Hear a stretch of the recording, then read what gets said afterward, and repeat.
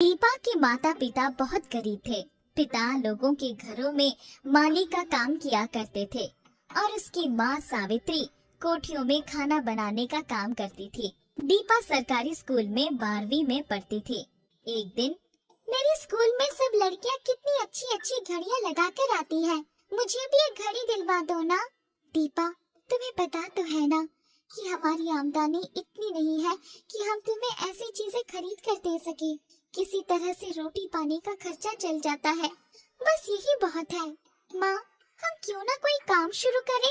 काम शुरू करने के लिए भी तो एक मुश्त रकम चाहिए होती है, हमें कौन इतने पैसे देगा? माँ, हम अभी से कुछ पैसे बचाना शुरू करते हैं, 1 साल के भीतर ही हम अपना काम शुरू करेंगे। मैं सोच रही हूँ कुछ ट्यूशन कर लूँ। तुम अपनी पढ़ाई पर ध्यान दो, पढ़ लिख कर कुछ बन जाओगी तो हमारे नसीब खुल जाएंगे। माँ, पढ़ाई लिखाई तो चल रही है, फिर ट्यूशन से तो ज्ञान ही बढ़ेगा, जैसा तुम्हें ठीक लगे। ओह माँ, तुम कितनी अच्छी हो। दिया अपने स्कूल को लौट कर आती तो छोटे बच्चों को पढ़ाने चली जाती। धीरे धीरे उसको 5-6 बच्चों को पढ़ाने का काम मिल गया था। वहाँ से आकर माँ के साथ सिलाई के काम में भी मदद करती थी और रात को अपनी पढ़ाई करती। रात के खाने में माँ की मदद करती।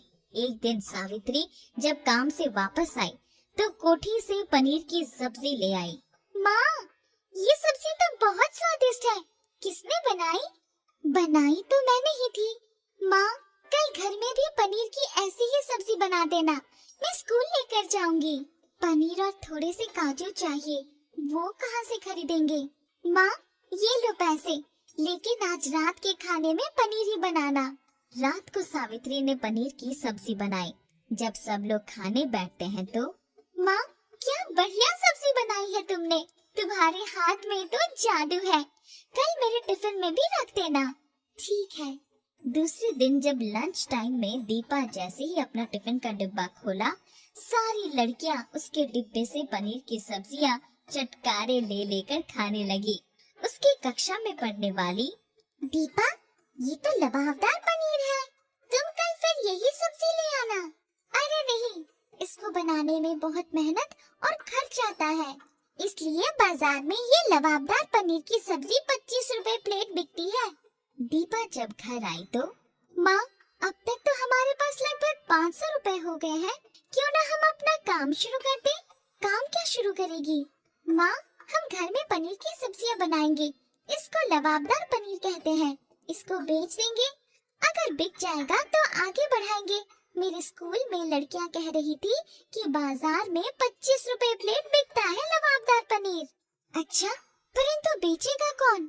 माँ, तुम सब्जी बना देना, मैं घर के बाहर ही एक टेबल लगाकर बेच लूंगी, हमारी दुकान शुरू हो जाएगी। दीपा ने माँ को 500 रुपए पकड़ा दिया और स्कूल चली गई। लंच टाइम में, सुनो, आज मैं अपने घर के सामने लबाबदार पनीर का स्टॉल लगाऊंगी, जिसको भी सब्जी खरीदनी है आ जाना। शाम को जब वो ट्यूशन करने गई तो उसने वहाँ से सबको बता दिया। दीपा जब घर आई तो साथ में कुछ पैकिंग वाले डिब्बे भी ले आई थी। पूरे घर में लबाबदार पनीर की खुशबू फैली हुई थी। उसने घर के बाहर ही एक बड़े से टेबल पर अपना सब्जी का भगोना रख दिया था। बाहर ही एक पेपर पर लिखा था, लबाबदार पनीर सिर्फ 25 रुपए प्लेट। ग्राहक आने शुरू हो गए। देखते ही देखते सारी सब्जी बिक गई। उस दिन उन्हें 1000 रुपए मिले। करीब 50 प्लेट सब्जी हाथ के हाथ बिक गई थी। माँ, मैं कह रही थी ना कि तेरे हाथ में जादू है, कल हम ज्यादा सब्जी बनाएंगे। मैं कल ट्यूशन नहीं जाऊंगी। दूसरे दिन उन्हें फिर अच्छी आमदनी हुई। उसके माता पिता बहुत खुश हुए। दीपा ने ट्यूशन छोड़ दिया और माँ के साथ पनीर की सब्जी बनाने में मदद करने लगी।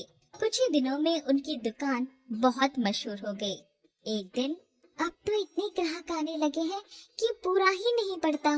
माँ, एक काम करो, तुम अपने काम पर जाना बंद कर दो, हम लोग कुछ कुर्सी और टेबल खरीदकर बाहर ही रख देंगे और सब्जी के साथ रोटी भी देते हैं, जिसको मन हो खा कर जाए और जिसको मन हो लेकर जाए। कहा तो तुम ठीक रही हो, पर इतने पैसे कहाँ से आएंगे? तुम जिन घर में काम करती हो वहाँ से कुछ उधार ले लो, वो लोग बहुत अच्छे हैं, आसानी से दे देंगे।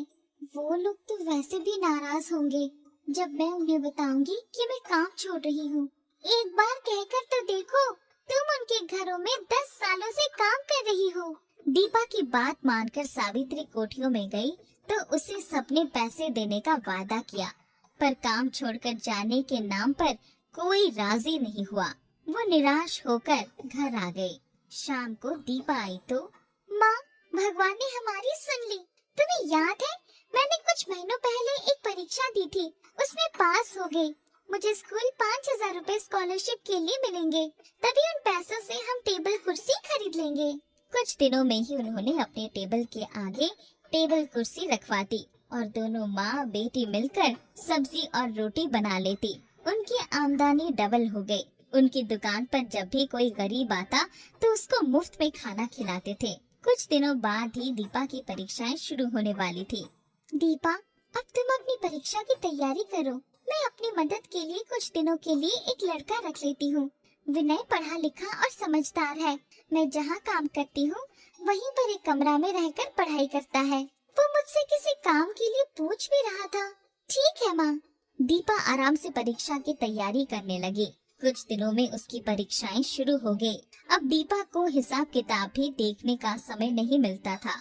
जब परीक्षा खत्म हुई और उसने हिसाब लगाया तो पैसे की बहुत गड़बड़ी थी। माँ, हमें बहुत नुकसान हुआ है। तुम्हारा विनय जरूर कुछ गड़बड़ी कर रहा है। अब तो मैं पढ़ी लिखी नहीं हूँ, वही सारा हिसाब किताब करके मुझे पैसे देता है। आज तो आया भी नहीं। चलो, आज से मेरी छुट्टियाँ भी शुरू हो गई है, मैं खुद ही देखूंगी। उनका धंधा फिर से चल पड़ा। एक दिन रात के समय सावित्री की तबीयत अचानक बहुत खराब हो गई। खांसते खांसते उसका दम निकला जा रहा था। वो लोग उसे लेकर अस्पताल गए। इनको अस्थमा की बीमारी है। हम दवा दे रहे हैं और इंजेक्शन लगा दे रहे हैं, पर इन्हें आग या चूल्हे के सामने नहीं बैठना है। दूसरे दिन सुबह से ही दीपा अकेले सारा काम कर रही थी। माँ को डॉक्टर ने आराम करने को कहा था। उस दिन अचानक विनय आ गया। विनय, तुम अचानक कहाँ चले गए थे?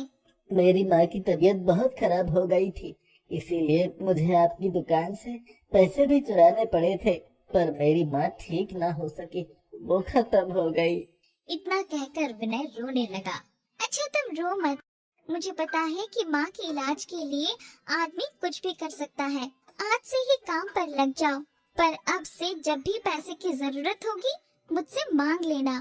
विनय खुशी खुशी काम पर लग गया। कुछ ही दिनों में उनकी दुकान पहले से भी ज्यादा चलने लगी। उनके पास अब बहुत पैसे हो गए। दीपा का 12वीं का रिजल्ट घोषित हो गया था। वो बहुत अच्छे नंबरों से पास हुई थी। एक दिन, माँ, क्यों ना हम अपना एक रेस्टोरेंट खोल लें? दीपा, तुम्हारी मर्जी में तो कुछ भी नहीं कर पाती हूँ, सब तुमको ही करना पड़ता है। कुछ ही दिनों में दीपा ने अपने रेस्टोरेंट खोल दिए और अब विनय और दीपा दोनों मिलकर पूरे रेस्टोरेंट का काम संभालते थे। उन्होंने कुछ आदमी भी रख लिए थे। उसका रेस्टोरेंट खूब चलने लगा। दीपा ने कुछ ही दिनों में एक गाड़ी खरीद ली। अगल बगल के लोग उनका रेस्टोरेंट खुल जाने से चिढ़ गए थे। बगल के होटल वाले माधव से सभी लोग लबाबदार पनीर की तारीफ करते तो वो जल भुनकर राख हो जाता। एक दिन उसने अचानक कुछ आदमियों के साथ जाकर दीपा के रेस्टोरेंट में तोड़फोड़ करनी शुरू कर दी। विनय, जल्दी से पुलिस को खबर करो। इस रेस्टोरेंट के आने के वजह से हमारा होटल बंद होने के कगार पर है, इसको यहाँ नहीं चलने दूंगा। अचानक पनीर का बड़ा पतीला आकर उसके सिर पर गिर पड़ा और रसोई के सारे बर्तनों ने उस पर हमला कर दिया। सारा पनीर उसके सिर पर से बहते हुए उसके मुंह में आ रहा था। पनीर मुंह में जाते ही, माफ कर दो, मैं बहुत गलत था। तुम्हारी सब्जी तो वाकई बहुत स्वादिष्ट है। तुम्हारा जो भी नुकसान हुआ है वो मैं भरपाई कर दूंगा। तुम पुलिस को मत बताओ। दीपा और विनय ने उसे माफ कर दिया। कुछ दिनों में उनकी बहुत अच्छी दोस्ती हो गई। एक दिन, दीपा, इतनी छोटी उम्र में तुमने इतना बड़ा रेस्टोरेंट कैसे खोल लिया? माधव, जहाँ चाहा वहाँ रहा। माँ की बीमारी के बाद मुझे लगा था कि मुझे सब कुछ बंद कर देना होगा, परंतु विनय ने आकर सब संभाल लिया। इसलिए हमारे इस रेस्टोरेंट में विनय पार्टनर है। तुम बहुत परिश्रमी हो। और ईमानदारी से काम करती हो, इसीलिए तुम्हें सफलता मिली। मैंने कभी इसके बारे में नहीं सोचा। दीपा के रेस्टोरेंट का नाम अब बहुत मशहूर हो गया था। उसने कुछ ही सालों में अपनी पढ़ाई पूरी कर ली और विनय से उसकी शादी हो गई। अब उनके जीवन में कोई दुखी नहीं था।